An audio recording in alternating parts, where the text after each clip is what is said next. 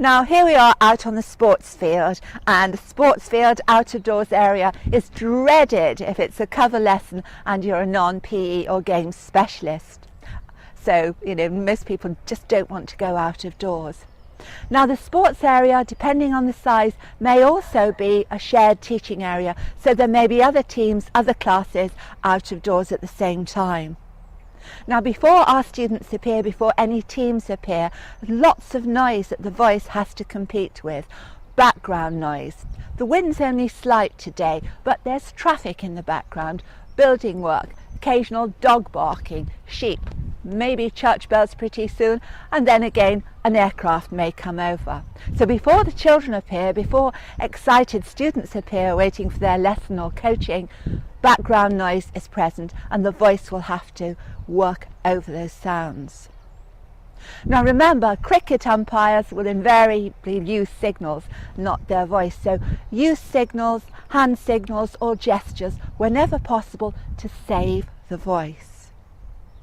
Now most games masters, mistresses, PE teachers are fit and healthy, but remember, even a fit and healthy voice can suffer stress and strain because you're out of doors in all conditions, all times in the year, summer term, winter term, autumn, whatever. So weather conditions, so the voice is going to have to do a lot of work.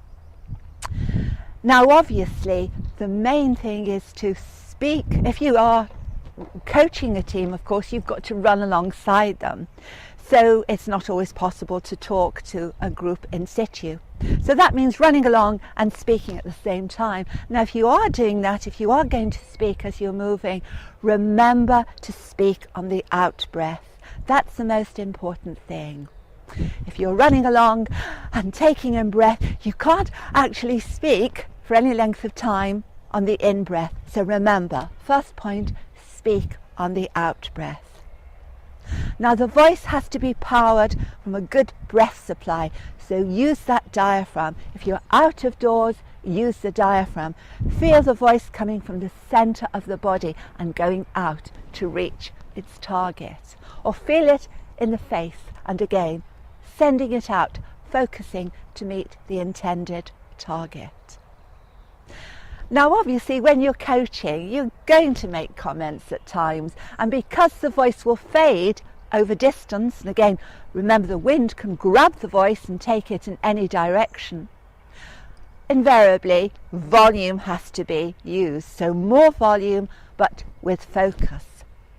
And the important thing to remember is if you are coaching or shouting a comment, it's far easier to shout a positive comment than a negative one. If I'm coaching and I suddenly shout, "Don't drop the ball!" there's tension there, tension in the neck, tension in the upper body. But if I say, "Well caught," that's free, it's easy.